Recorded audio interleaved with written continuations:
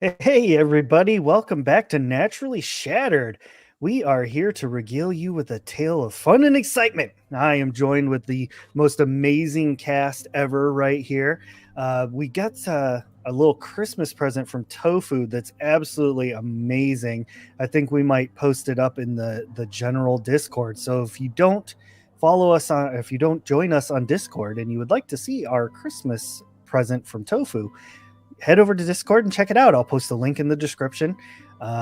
Yeah, good time. So let's jump right on into things. When we last left our intrepid heroes, they had trekked through an overgrown forest and made their way to a thief's house who had stolen some things from Leandar. After not discovering a thief, but finding all of the goods, there was some plundering, some laughing, some cahooting, and then everybody headed back to town. That is where we pick up our session for this evening. As you all are approaching the tavern,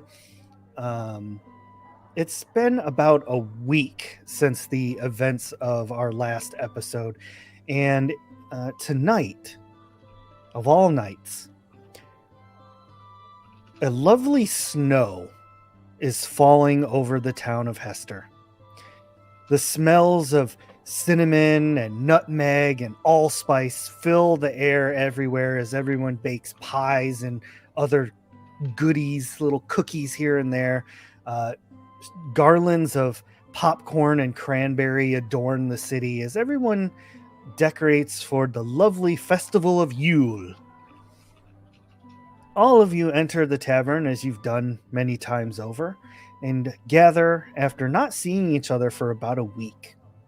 So what we're going to do is I'm going to go around in alphabetical order, and I'm going to have everybody kind of just tell me real quick a little bit about what you've been doing in the past week. So let's start with Celeste. What have you been doing the past week? Okay, so where we left off, Celeste was having a little bit of a crisis of confidence. So, in terms of not feeling like she was useful enough to the group to justify them keeping her around. So, Celeste has probably spent a lot of the last week studying. She's trying to learn magic as fast as she can. She's practicing things. She's been having a play with the pieces of the staff of the Rune Lord that she found, and learning what that staff is capable of, at least the 4 pieces of it that she currently has. Yeah, aside from that, she's probably got herself a few better clothes and just general maintenance things to bring up to standard, I guess, from having just been shipwrecked. So that's probably Okay. the bulk of her last week. Perfect. Well, I will say that over the course of the last week, while figuring out this staff, you've managed to assemble the 4 pieces into like a solid piece of staff. They've all kind of locked together. And on occasion, when you're holding the staff just right, kind of thing, you get transported back to that mountaintop. It's always the same thing. Like you see that cairn of stones, but inside you can kind of see and feel a pulse, like a calling of the next staff piece, just like beckoning you to come and get it. Just doom, doom. Do I when I'm on the mountaintop, I can feel it. Can I feel it spatially from where I am in the real world, I guess, in terms of, do I know if this thing is to the northeast or anything like that? Have I got any navigational information? Yes, it is. So you don't know, like, oh, hey, compass, like I'm going northeast, but it's like that birds that migrate south. It's, things of that nature, like that kind of feeling, like where it is. You could walk to it, kind of thing. Like you Mhm. know how to get to it. Now, whether or not you'd be able to like scale the actual mountain, who knows? But you feel where it is. Awesome. All right, now, Chip, we will go to you next. What has creepy Chip been doing for the last week? So part of it has to be him sitting in the tavern just staring at people, because otherwise it wouldn't be Chip. There's probably some times that he's actually been spying on Celeste, possibly like spitballs or something along those lines, something to just make what she's doing more difficult. Probably still keeping a track on everyone else to some degree to see what they're doing, but really just causing havoc in a very minor way. All right, so with that being said, because Chip is sneaky and clever and just all around mischievous, the more common folk of Hester, particularly those in the, let's say, less educated department, they are starting to believe that Hester is besieged by gremlins, and rumors have started growing, and like they've been telling their children that if they don't behave, the gremlins will come and play tricks on them. And so as such, Chip has effectively created a local folklore. Wonderful. Amazing. Chip's gift to the town. And obviously trying to drive Celeste even more crazy. Definitely not doing any good or benefit to her broken confidence, but you know, that's Chip for you. Next we have Dahlia. Dahlia has spent the week helping out Lockguts at the tavern and running around the town helping people with any odds and ends work, earning money, finding ways to pickpocket and steal a little thing here and there, delivering flowers from Flora and hanging out with Toby, Tom, Teal, and Tom. Making deliveries for Hester and helping Lotguts, you know, prepare more, mostly meat. Taking inventory, so that way we could earn or steal some Christmas gifts to give to Chip and Seamus and Celeste and Czar. And then in her downtime, playing with her wolf and just getting underfoot with almost everybody.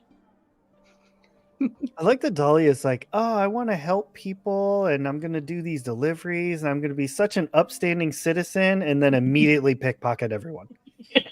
Yep.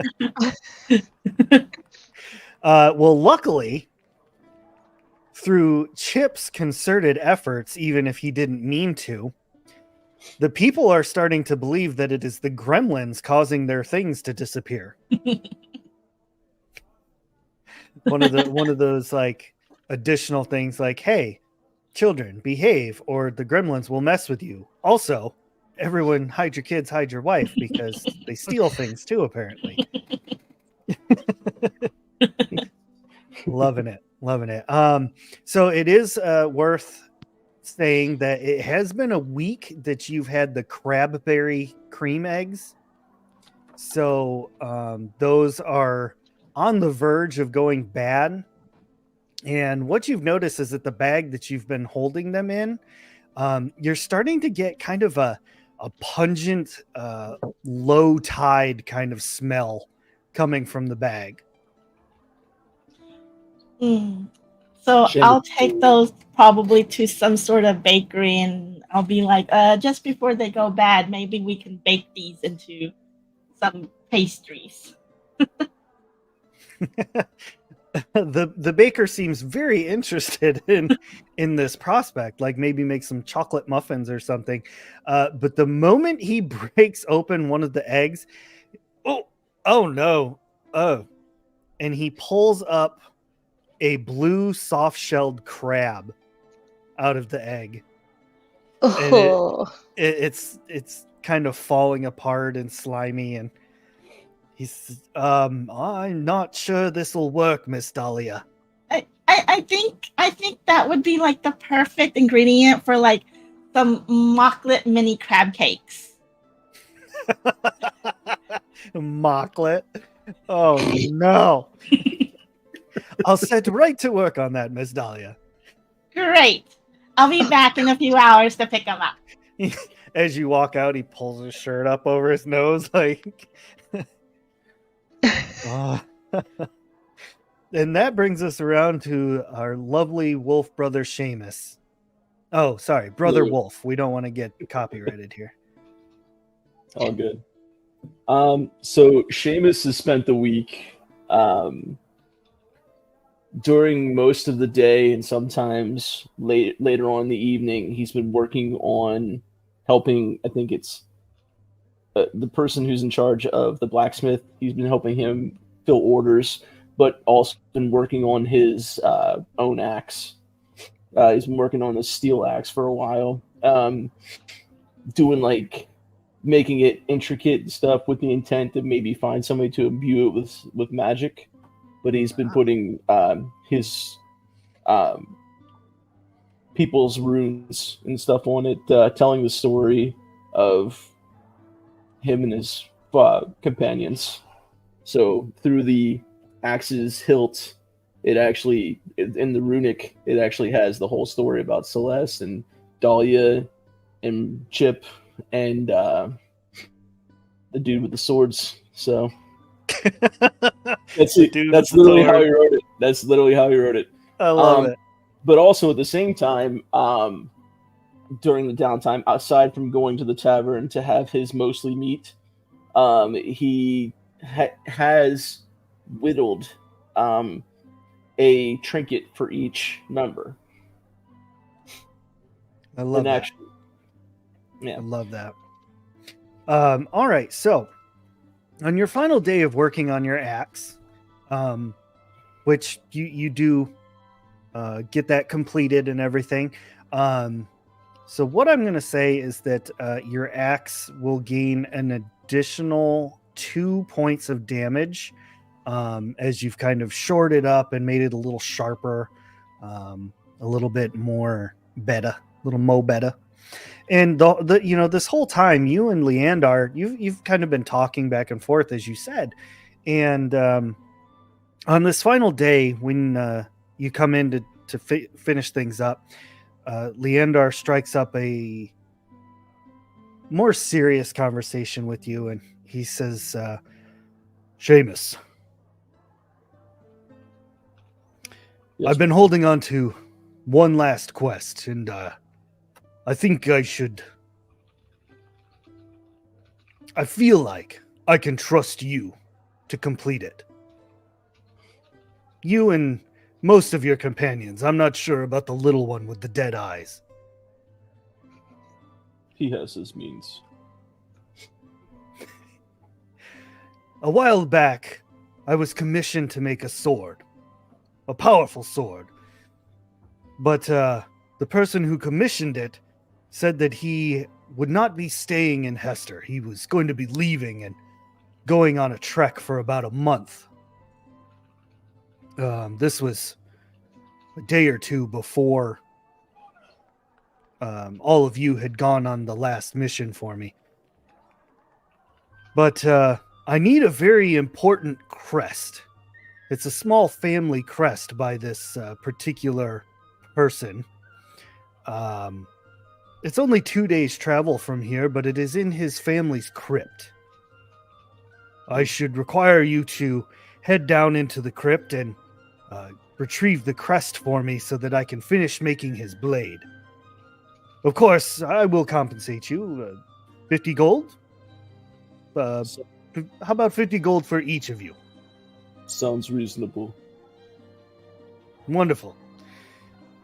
Beware, though, in this world, I would not be surprised if there was more than just graves down in that crypt. I would expect nothing else. Wonderful. Well, don't forget your axe, and he kind of tosses it to you. The thing about your newly formed axe is that it does feel a bit lighter than it did before. And nobody was able to actually imbue it with any magic because it's kind of sparse here. Like, really, the only spellcaster in town would be Celeste. Yeah. Everybody else is just kind of townsfolk. To be fair, he kind of meant like further down the line when if they were somewhere Right. else, somebody he could take it to, be like, hey, make this Excellent. dude lightning or something. Yeah. Leandar says, at your leisure. I hope that you have a wonderful Yule, and I highly recommend getting some of Lotguts' hot nog. I do enjoy hot nog. And I appreciate you, my friend. I made you a little something. He hands him a little wooden carving of a bear. Aw. That's it. Yeah. Wonderful. I will treasure this always. And he puts it up like proudly on display, like behind the item counter, like on a shelf, so that anybody that comes in will see the Seamus bear. And happy Yule to you, my friend. All right. And with that, everyone reconvenes at the tavern. Typical, tabletop trope. Everyone meets in a bar.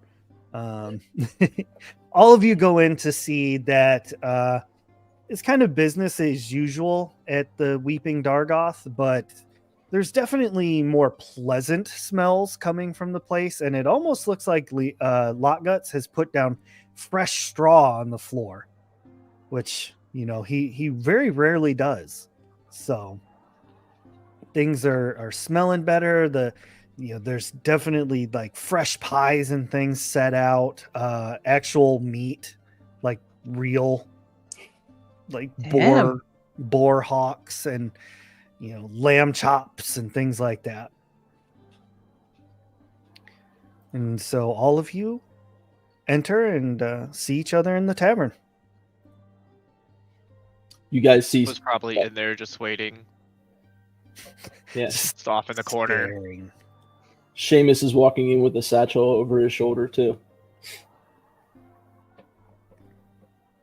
Um, As he goes to the table to sit. Celeste is probably already sitting at the table, nose deep in a book, hands wrapped around a hot nog. Seamus, nice to see you. How have you been? I've been good, my friend. Oh, hot nog. It is very good. It is very yes. good. How are you? I see you've been reading a lot this week. I have. I've been trying to work on my magic just to see if I can get a little better and hopefully be a little bit more useful to everyone. What have you been up to? I've been working with the blacksmith, helping him with his orders, and I was working on my own axe, and I also made a little gift for everybody. And he reaches into the sack that he brought with him. He pulls out like a medium-sized looking piece of wood carving. It's a wolf, and he gives it to you. You don't believe this about yourself, but I believe you're as fierce and as strong as the wolf. Celeste takes the wolf gently from you, and the look on her face is almost like she's about to cry, and she just says, "Thank you. You have no idea how much this means to me." And You don't have to. Your potential is there. You have many gifts to offer. She wraps her arms around you and gives you a big hug. He gives you the bear hug back. Not too tight. Aw. Just like picks you up a little bit. Aw. Chip Bone seeing starts this actually popping. comes over to sit at the table. Ah, Chip. I have something. Is Dahlia here? Not don't- yet. I don't see Gonna- her. Hop on in. He reaches in his We'll, bag. we'll know when Dahlia's here. Seamus reaches into his bag again and pulls out another carving. He holds it up and hands it to Chip. It's a carving of a cat with an actual working bell on it, much like the bell that was the one he kept playing with at the one shop. And he hands it to you. I know you really enjoyed that cat song, so I thought this would be a good gift for you. This is a gift. It's a gift. And unlike every other time, Chip actually Mhm. puts it into a pocket of his and just stares. Because we're friends. Friends. And now Dahlia is gonna come striding into the tavern. Gonna be like This- yelling up, "Happy you, y'all!" I like to imagine Dahlia enters like Kramer. Just like, "Wah!" I was thinking about Martin Lawrence. Like finger guns at lock guts. Like, hey, you did great with the tavern. Looks good. Smells good too. Just kind of pop my head in over at the table. I'm glad buddy. And I'm gonna drop my bag down onto the table and go and be like, "Look, y'all, I got us some fresh pastries made, mocklet mini crab cakes." It's like, Oh no. it Sounds smells like an a little interesting funky, combination. but I think it'll work. I think it'll work. It just pinch your nose when you eat it. That's all. Did you set it in front of us? Yeah, Seamus eats his right on immediately. the right As on soon as, the. as soon as it hits the table, he grabs it and eats it. Like he's not. It's like 2 bites. It's gone. And like it's just like a little sour, tangy, right? It's good. Yeah. It's very good. It's very good. Like, if you can imagine how low tide smells, that's what's happening in Seamus's mouth. But like, also pancakes. He does not mind at all. He's just happy to have something good to eat in his mind. Right. Yeah. I'll pick one up hesitantly and say, "It sounds like an interesting combination," and I'll kind of nibble at it and taste it. What did you say was in these again? Mocklet mini crab cake. You don't want to know what exactly is in it. It's just edible. They're certainly interesting. I'll continue slowly eating this thing. Chip will grab one, look over to Seamus. This is something you might enjoy. A gift. Oh, And hands it over to Seamus. thank you, my friend. And they just eats it again real fast. This one's 1 bite. He just shoves it all in, and yeah. Speaking of gifts, I'll throw my other bag onto the table and I'll pass out. I was like, I've got Yuletide gifts for you guys. I worked really really hard on these. I worked. And so I'll hand everybody their gift, and then I'll sit back and kick my feet up on the table and sip some of my hot nogs. Oh my goodness, this is awesome. Seamus starts putting the boots on right away, and when he finally like finishes lacing them up or tightening them up on him, these are the warmest boots I've ever had. Thank you. You're The sword. welcome. They're like Celeste. inspecting the sword. Celeste takes the 2 scrolls that you gave her, the spell scrolls, and she looks at them like her eyes kind of light up as if she hadn't even considered that you could make spells into scrolls as opposed to just memorizing them and using them on the spot. And she kind of looks at you with this dawning kind of, you know that moment where you have the ding with the light bulb. The aha She looks moment. like, yeah, the aha moment. I didn't even know you could do this. Oh my goodness. You've just given me so many ideas. Thank you. And she looks over them and, like, after a while tucks them inside the magic book that she's reading. I'm sorry I didn't get any of you gifts. Yule wasn't really something my family did much. I'm not really aware of what the festival usually entails. Oh no worries. We're friends. That's more than enough now because I like having friends. Speaking of gifts, and Seamus reaches into his bag again and pulls out 2 items. The first item is a medium size, the same as he's given the other ones. It's exactly the same thing that he gave to Chip. It's a cat with a bell on it that the bell actually works. And because I know you like the cat music as well, so I made this for you. But I also made you something else. And it's like a little miniature thing. Like it looks like he had a piece of wood that was just maybe a half to a quarter of the size of the other things, and he just didn't know what to do with it, so he did this other thing.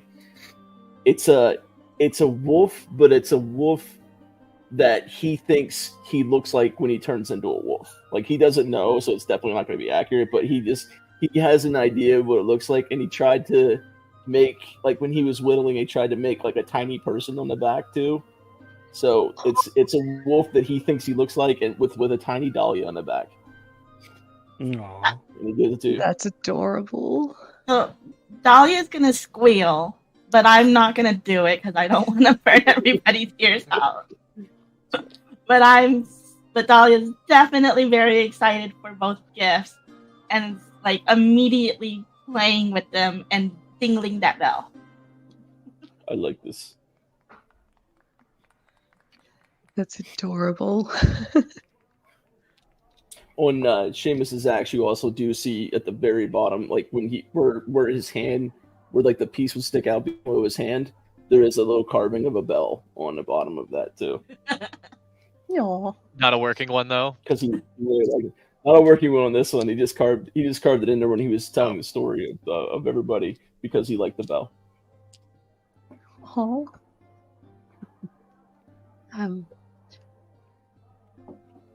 I'm just gonna say to everyone, have you all tried the hot nog here? It's amazing. Have you tried it yet? I have.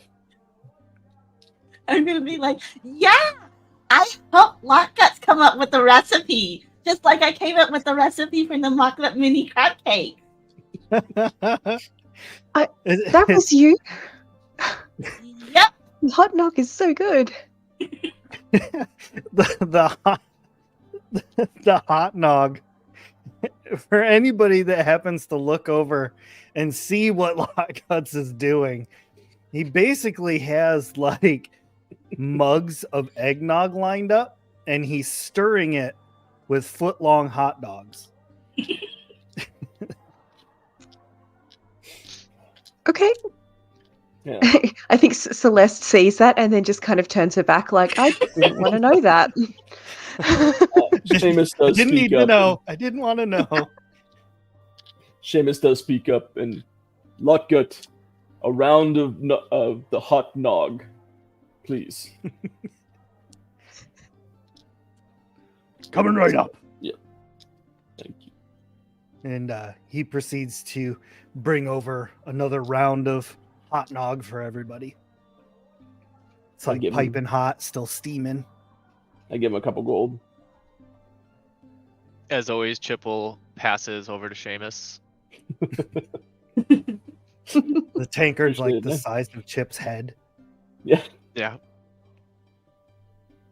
That's You- a you lot of don't- hot nog. you don't want a hot nog, friend. No, I'm fine, thank you. Okay. So Seamus is double fisting hot nog right now. Chip did learn the phrase "thank you" over the week. By the way, that was a new one. Nice. Right Good to know that something's having a good influence on Chip, whatever it is. No idea what it means. Not a I was single gonna clue what it say, means. Until it's you the end of a realize he has sentence. no idea what context to use It's- it in, so he just like says it randomly. So I'll be like, oh, Chip, good. That's when you use it. That's a good time. I'm starting to understand a little bit. With a little more practice, you'll get it. You don't really say thank you when someone has been cut in the streets, but we're getting there. Well, I thought the work was well done.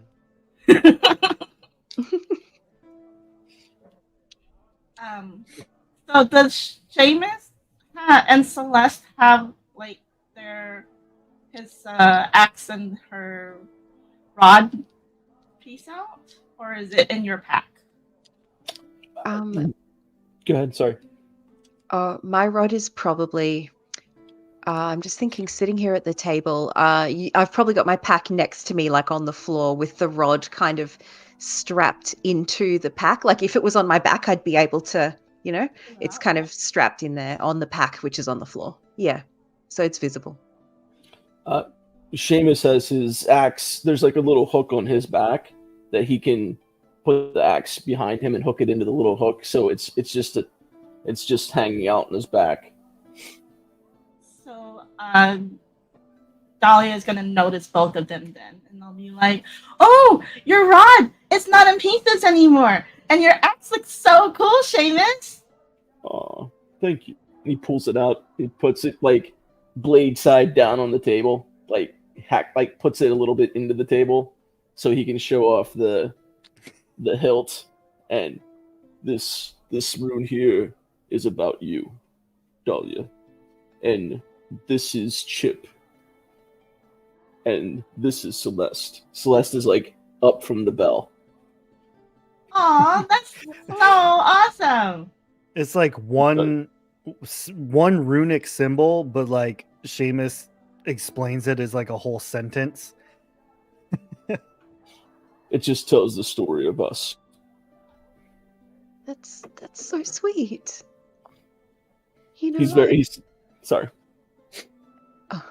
I don't think I've ever met people as wonderful as you all are before. I'm so glad I Chip met stares. you. Celeste is avoiding Chip's eyes. This is the most proud of himself Seamus has ever been.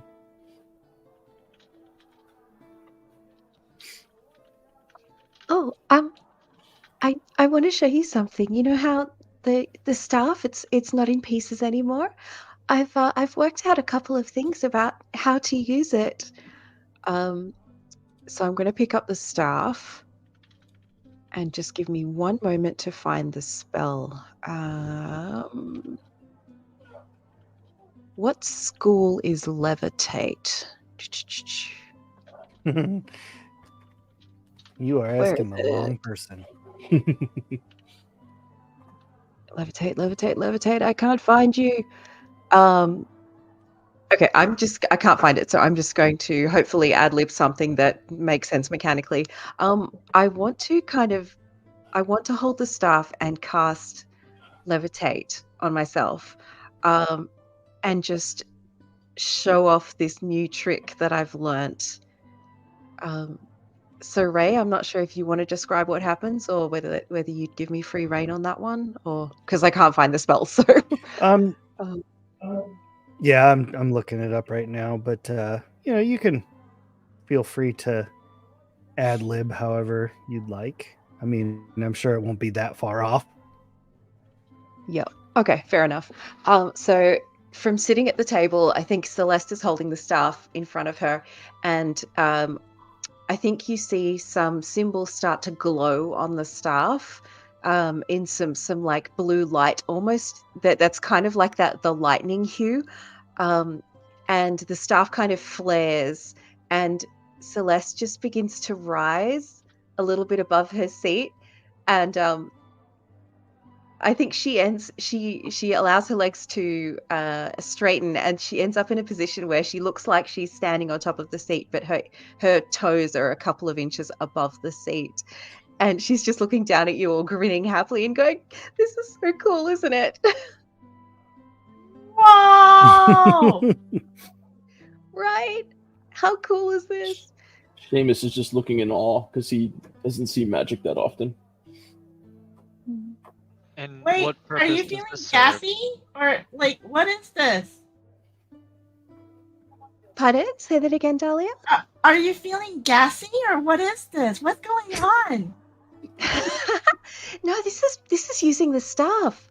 I figured out there's a couple of different things I can do with it, and this is one of those things. I can only do it a limited number of times a day, I think. I've just been trying to work out the limitations and the parameters of what I can do, but so far I've been able to do this a couple of times a day. And yeah, there's other things it can do too, but I'm still working out everything. But yeah, I just wanted to show you because this is cool. That's so cool.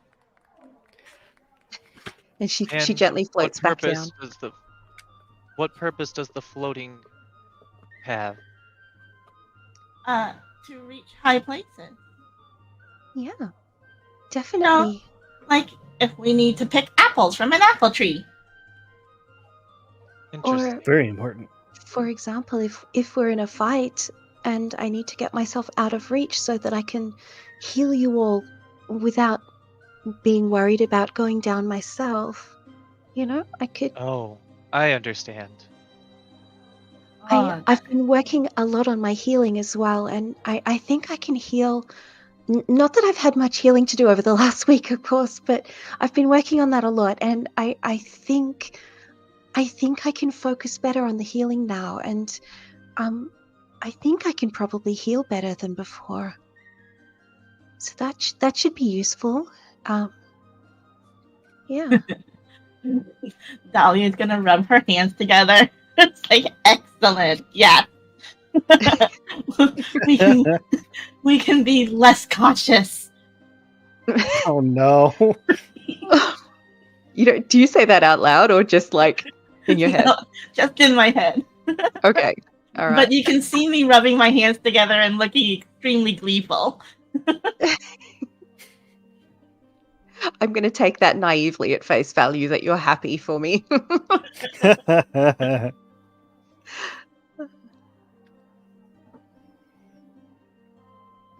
Seamus, are you going to let everybody know what Leandar said? So Seamus picks up his axe out of the table, hooks it back into his back, and Leandar mentioned that he has a quest for us. Should we want to take it? I believe he said 50 gold apiece. Done. Okay. There is a crypt that we are to gather a sigil from. But he did warn that there may not just be graves there. That something might be there I'm assuming for us to fight. Okay.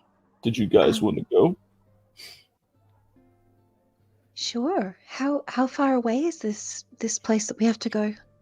700 miles. Seamus makes a joke. No, that's a long way. I honestly don't know, but I don't think it's terribly far. I believe he said it's relatively close by. Okay. I'm in, for sure. Gotta keep you lot safe. Awkward laugh. Yeah. Leander said it was a 2-hour walk from town. It's about 2 hours away Oh, to okay. the That's not bad. northeast.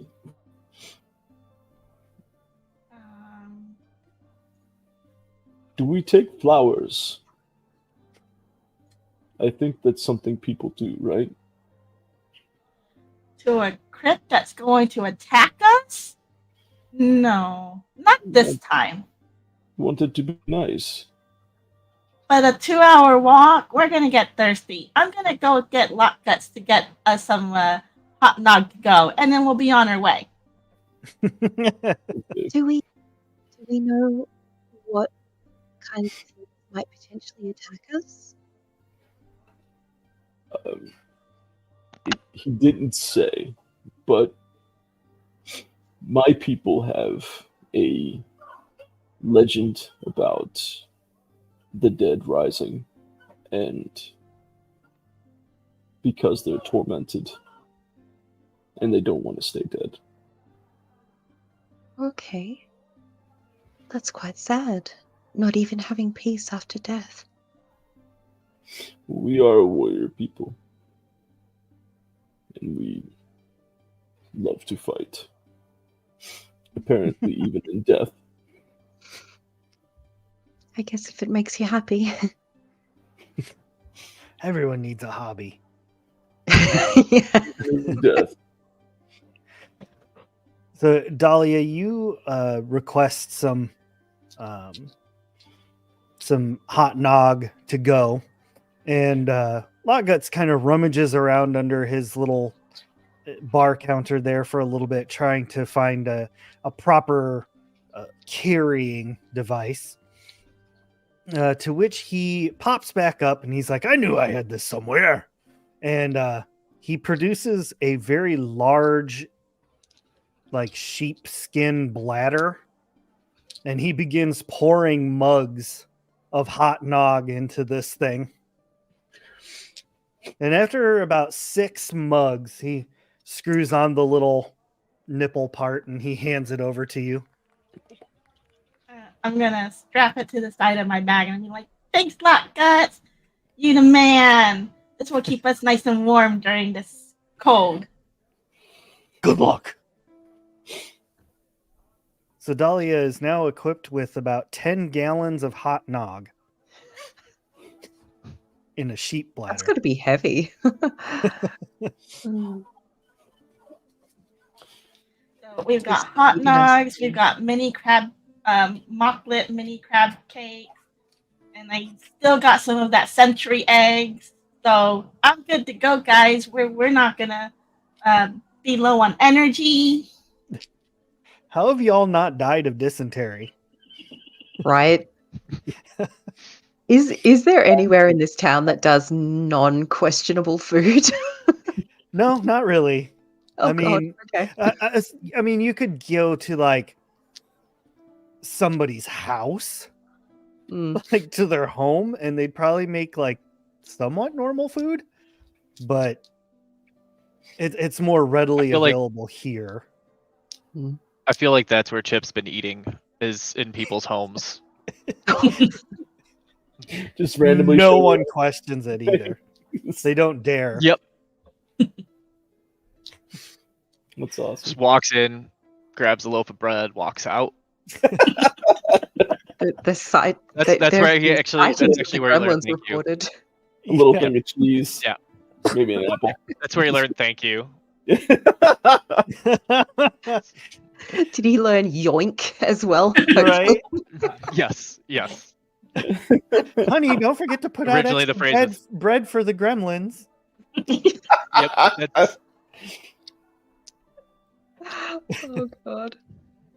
It's like cookies and milk for the Christmas gremlin. Yep. The Yule gremlin, Chip's I got a little should milk. say. he's got a milk mustache going right now. Just like eating sugar cookies.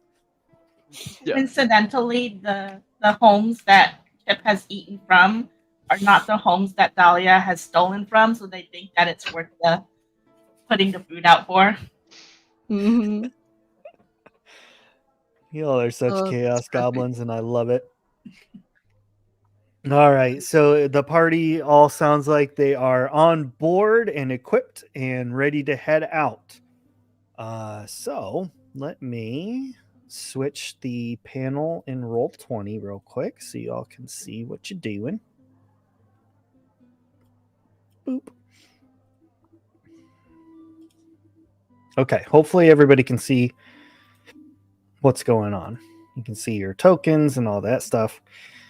I know the viewers and listeners cannot, but that's okay as long as my players can. Okay. So after a 2-hour walk out of the town, trudging through some snow and some light forest, not nearly as dense as the forest you dealt with the other day, you make it to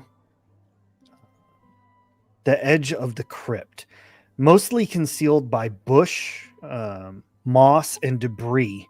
The family crypt appears to have not been visited in quite some time.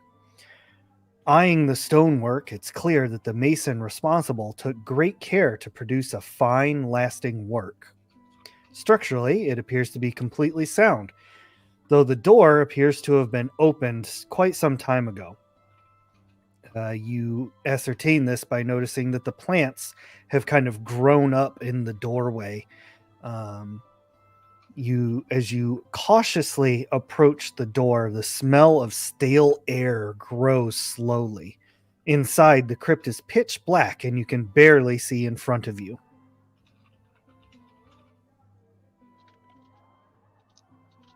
Okay. Having a quick look at the door, does the door look like it's just been left open from normal use, or like does it look like it's been busted through or anything like that? No, it's all intact. It's not damaged. It definitely looks like somebody opened it properly and then just kind of left it open. Okay. Who can make light again? Because I know I tried to make a torch and somebody made fun of it and used light on their own. Everybody looks down at Chip. Chip will summon his 2 weapons, and the soft purple glow will light up the area around us. I think 10 feet it was. Yes. Awesome. Are there any like Thank you. wall sconces or torches on the walls or anything? Not on the outside. But as if you head into the doorway, you do notice that. Let me just give you a description as Chip illuminates the room. As the room is illuminated from the corridor opposite the entryway, you all hear a whisper that says, "This crypt does not welcome you. Turn back, or you will be forced into death." Kind of like doing one of those, like looking around, trying to see where it's coming from. Through the soft glow of Chip's weapons, you see there's a number of sarcophagus and coffins laying in nice, neat rows. And on the walls, there are unlit sconces, as you said, like metal type torches. Did you guys hear the voice, or is it just me? I do not like this voice. Yeah. I'm gonna I call would- out into the darkness, and I'll be like, "Oh, what if we offer you some mocklet mini crab cake? Are we invited then?" You get no response. He threatened my friends. He does not get mocked with anything. No mucklet for the bad guys. Let us go find him. Seamus is on a mission now. He's mad. As Chip walks through, he puts a stone on the sarcophagus. A stone on each one. Like a big stone, or like Yeah, to hold. that's what I'm No, wondering. like a pebble. A couple. I love it. That's Chip. I'm gonna roll to go into sneak mode. Okay. It's good answer. Good answer. I'm going to have my staff out and ready to go. And I'm going to cast Oak Skin on myself to give myself a little bit of armor. Okay. Wonderful, wonderful. I heard it bloop. 71. Nice. Okay. Tofu is sneaking. Seamus, you're heading up the charge here. He's on a mission now. He's mad. I'll sneak Okay. in He's not getting somewhat too far in behind. front of him, to be fair. Yeah, I'll sneak in somewhat behind Seamus, but like not too close to him. Chip is lighting as much as he can for everyone as we walk through. Okay. Everybody is in their marching order. Seamus, as you get about halfway down the hall, being on your mission, you're focused, you're stomping along, and as you're going, the floor falls in just a little bit as a pressure plate activates poison spray. I need you to make a stamina check. And this is something I can put stamina into as well, right? Correct. Okay. I'm going to pump about 10 stamina into this. And I'm Okay. making, what kind of a check am I making? I'm sorry? Stamina. It's just stamina straight up. Yeah. So you I got roll a a 70 D100 and add your 10 stamina that you want to add to it. Sure. I got a 76 standard with the 10 to be 86. Beautiful. So you are able to kind of like take a nice deep breath before this poison spray just like kind of shoots out of this unknown spot in the wall, and you take no damage. Right on. But the spray continues to come out of the wall while your foot is on the pressure plate. If it would have happened, he would have stepped back after getting hit with it. He would have stepped back a little bit to see what happened. Perfect. So taking a step back, the poison spray does in fact stop. I'm sorry. In my hatred, I'm not being very careful. And there is a spot right there that there sprays out poison as a trap. Are you okay? Did you get hit? It tried.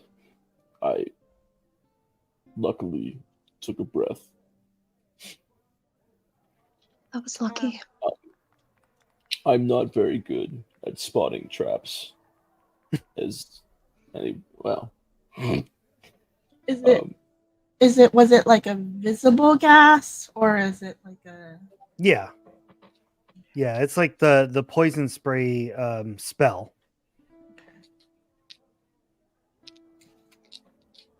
Can I have sometime over the week have purchased some basic survival supplies such as like a what do you call it? Like to light a flame? What do you call it? Flint tinder? Flint and tinder. Yeah, like tinder. Tinder. Can I and I would like to cautiously make my way over to some wall sconces to try and give us a bit more light in the room. Yeah, no problem. You're very, very, very easily able to do that. Cool.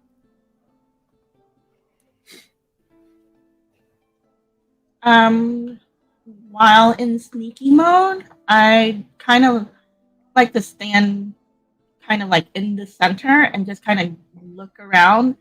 The sarcophagus is anything significant Like runes or No, they're just kind of unmarked stone coffins. I think at this point too, now that there's additional light, Chip will start to sneak around. Okay. So it's also okay. Got your sneak check of 54. You can it is possible to disarm traps in this game. You just need to roll a sneak check and beat the number that I have here. So obviously those with a bonus would be better at it, but anybody is welcome to try and disarm the trap if that is a route that you would like to take. You could also just kind of jump over the pressure plate. I guess that being said, Chip would try and disarm the trap prior to going all stealthy. And then you said that's just another sneak check? Yep. That was much less than 33. Despite Chip's best efforts, he can't seem to figure out how to disarm this stupid thing. I will try to disarm also. Not any better. Again, No, that is better. Again, Dahlia tries to put in her 2 cents, and it's not working the way y'all want. It could be that this thing's just so old that it's hard to disable, or that it was just built so well. It's hard to tell. I'll give it a crack if you'll allow a third person to attempt. What are we rolling again? I missed that part. Sneak check. Okay.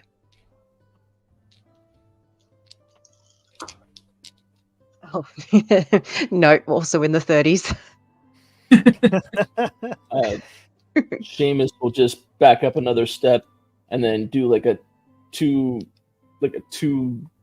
stride leap over where he knows the plate is. Okay. Is it easy enough to skirt around the plate? Like around the edges of the room? Yes. Now that you know where it is, you could skirt along those. Okay. Yeah, I'm going to try and Chip keep joined my eye doing that. out. This hallway just is one person at a time. We can't stand next to each other, right? Correct.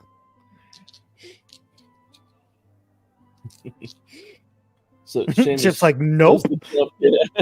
Seamus does the jump, and he cautiously moves forward one more step to right there. All right. With Chip coming up behind you, kind of illuminating in front of you, and Celeste lighting sconces along the way, the two of you can see with their backs to you, almost like worshiping this central coffin, are 2 skeletons.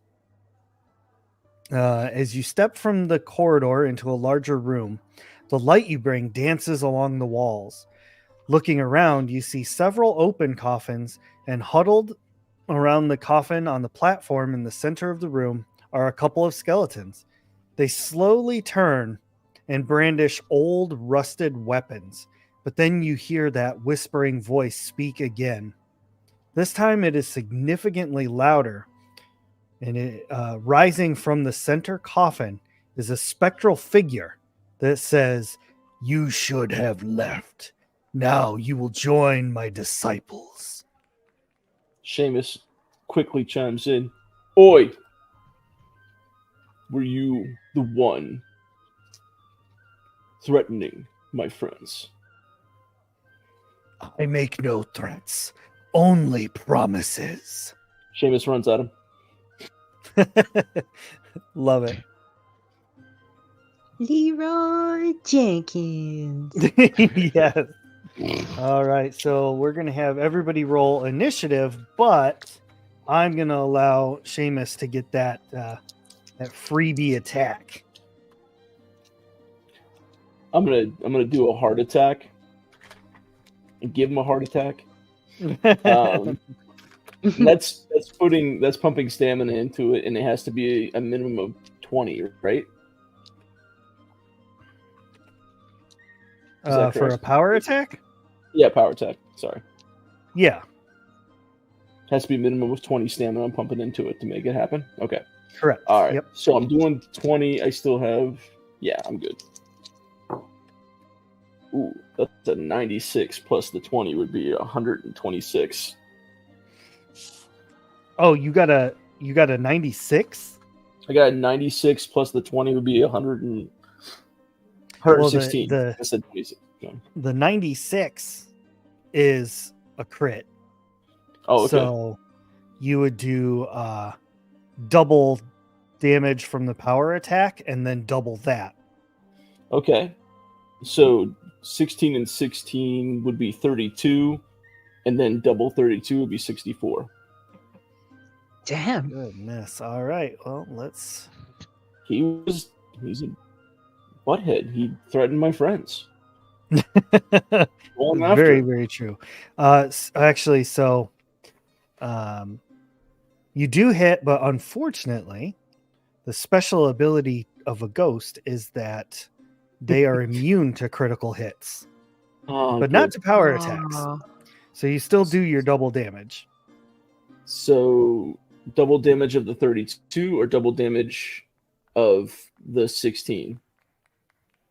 Double of the 16. So it'd be Okay, so 32. just regular 32 then. Okay. Well, that's a bummer. But a very, very, very good hit. The shadow figure is definitely taken aback by this. And then we roll the D100 for initiative too, right? Yeah. All right, that's 65 for me.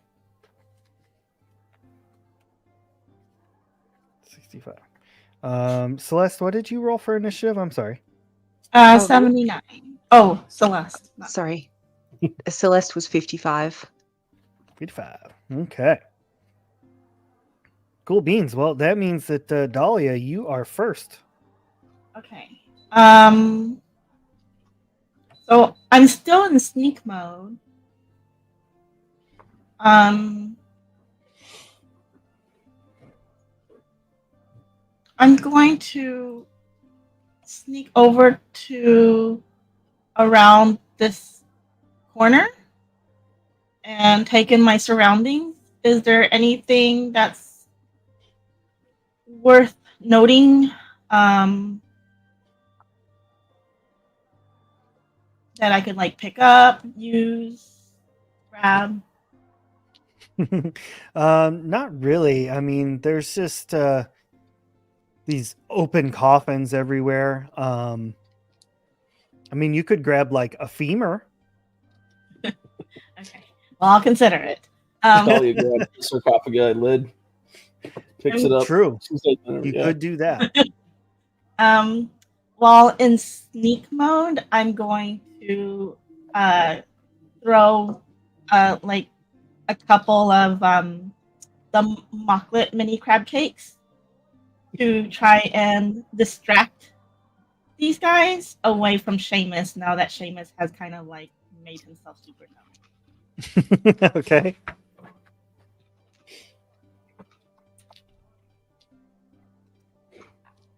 Do I need to add any bonus for being in sneak for this, or?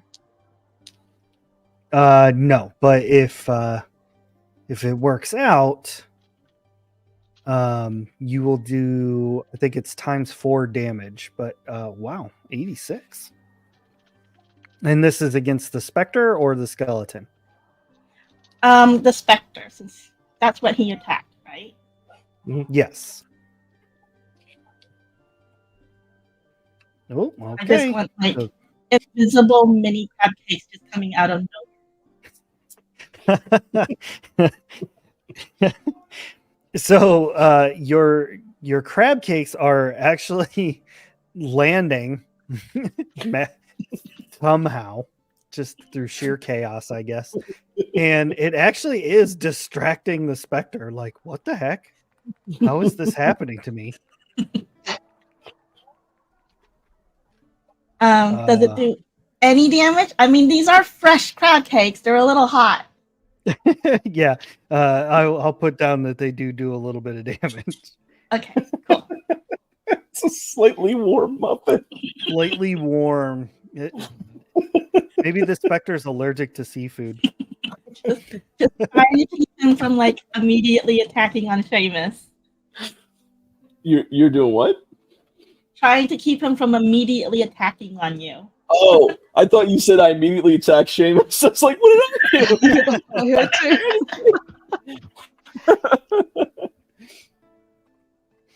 So actually, next is Seamus. With fury in his eyes still, he takes another swing. Let me see. I think I had 50 to begin with, but I took 10, 20, so I have 20 left. He's going to take a regular attack at him. It's a 91. Wow. Plus Okay. my bonus. Hang on, my plus 5. So that's 96 total. 96 is a well, it might be a hit. Let me. It's supposed to be a crit, but he doesn't crit. I get it. Oh nope, it's a hit. Oh, right on. And how much was that? So is that it's a crit, but he doesn't take the crit because that's a power for them, right? Correct. But So did you then- do another power attack? No, I did a regular. Yeah. So what's your regular attack? So the base damage is 16. Okay. Perfect. Nice. All right. Next would be Celeste. Okay, so I just have a real quick question that I can't quite find in the rules. Spell mischance. So if I have a spell mischance of 10%, that means if I roll 10 or lower, the spell doesn't work, right?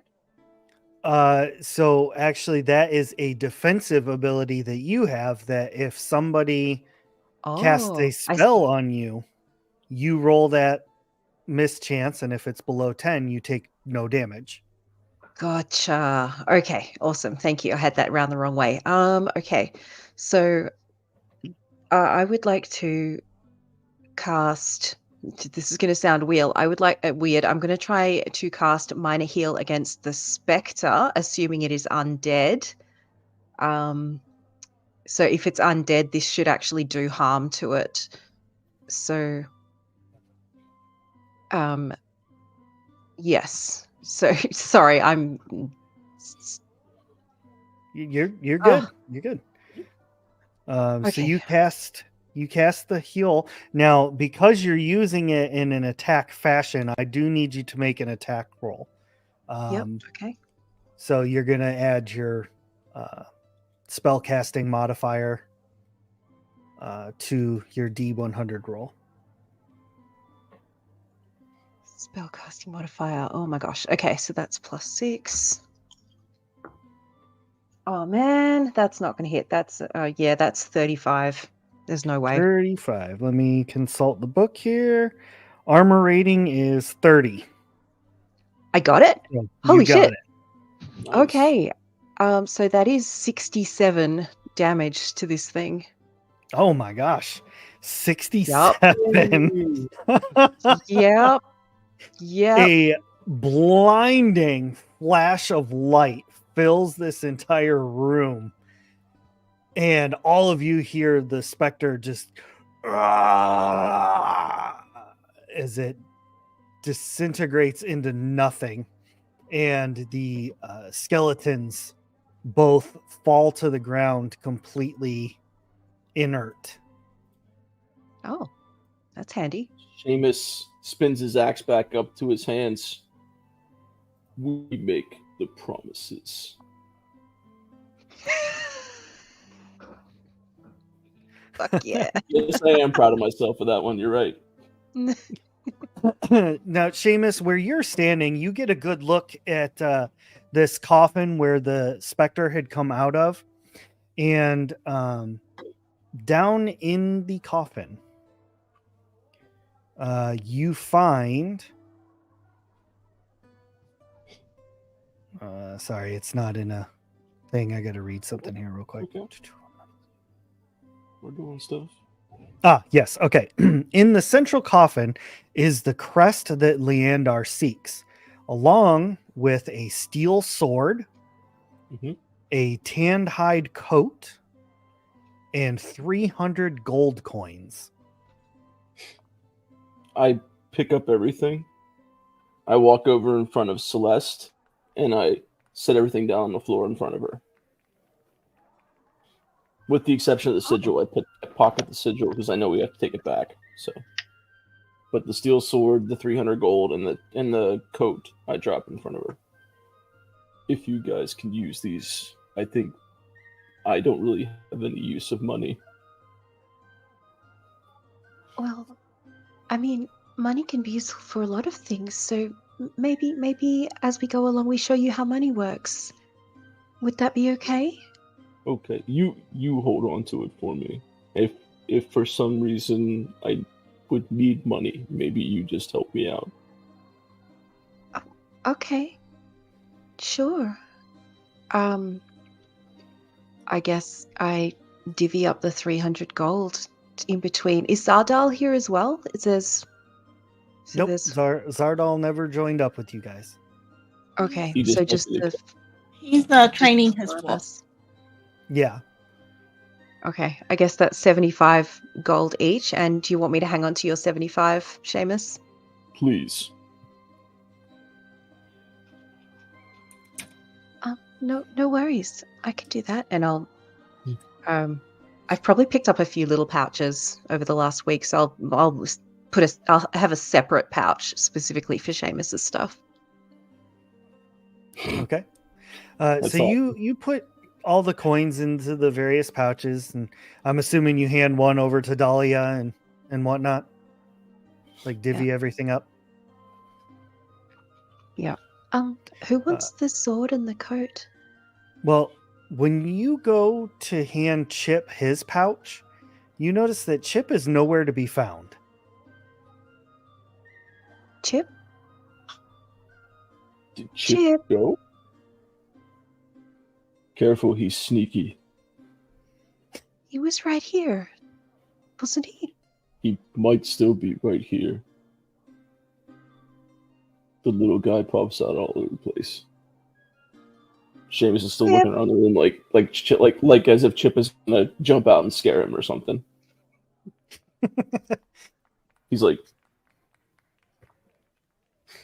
doing Now that that kind of everybody kind of notices this and you're calling out to Chip a little bit, Celeste, you're the closest. So as you turn back towards the hallway, you can see that there is a portion of the hallway, the wall has like been opened slightly. And with the light that you provided along the way by lighting the sconces, you can kind of see there's like one of those curved circular stairwells that leads down into the ground. Oh, I think there's a secret passage of sorts over here. Maybe Chip went ahead of us. And I guess I'll start heading that way. Seamus just kind of cautiously follows behind her, still thinking Chip's gonna pop out somewhere. Okay. So he's still darting around a little bit, trying to All watch right. for him. You follow the stairwell down. Following, grabbing a femur on the way. Sorry, Uncle Bob, you won't need this. There's a little meat left on that one.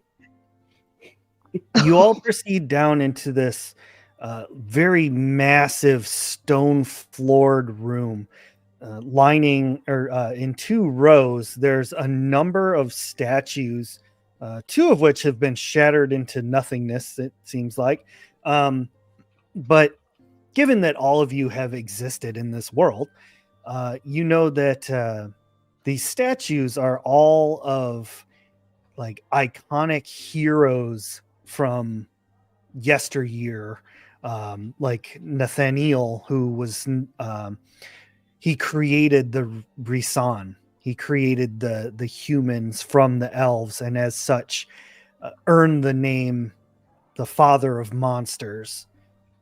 There's Visaville, who was the original Norethald who conquered much of the world of Erethe in order to bring order to the world and things of that nature. But anyway, all of these statues are of these iconic people from yesteryear. And when you get down into the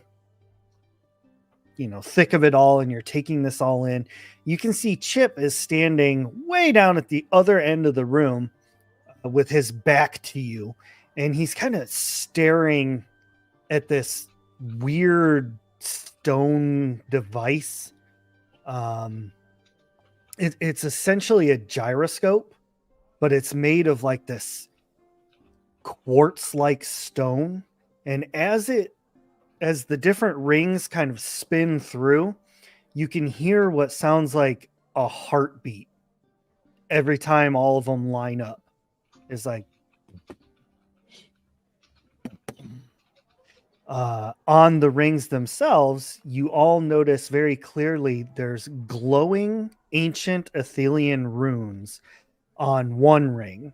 On a second ring, there is Ilriez, which is the cat people of the world who were the first to ever use potency.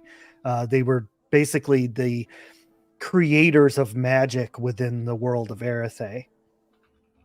And on the final ring is the writings of those that rule the underground, the underlings. And then in the central disc is just thousands of binding symbols, which is what Celeste can pick out pretty easily. Like, these were symbols that are used to bind very powerful creatures. And as you all are like, whoa, what is happening here? Chip turns around slowly in Chip fashion, and you see his eyes have gone completely solid black, but simultaneously the blackness is like moving within his eyes. 2,000 eyes sought the seal. 1,000 souls exchanged for the one. Your story has only begun. You are the tools, chosen by Lamkai itself, handpicked to further our mission. Now, I will show you my true purpose. Chip just kind of like does this backwards, like limp body kind of thing, and his body gets wedged in between the spinning rings and brings the whole machine to a grinding halt. All of the letters and runes begin to explode with potent magic. Just boom! And the center disc cracks in half. Pouring out of this disc is a pure black cloud. It has like amorphous tendrils that start reaching out across the room, and within this cloud there are millions of red, white, and purple sets of eyes that stare directly at all of you, causing just hair all over your body to stand on end. And that's when you hear, once more, I am free. Free to remake the world under my watchful eyes.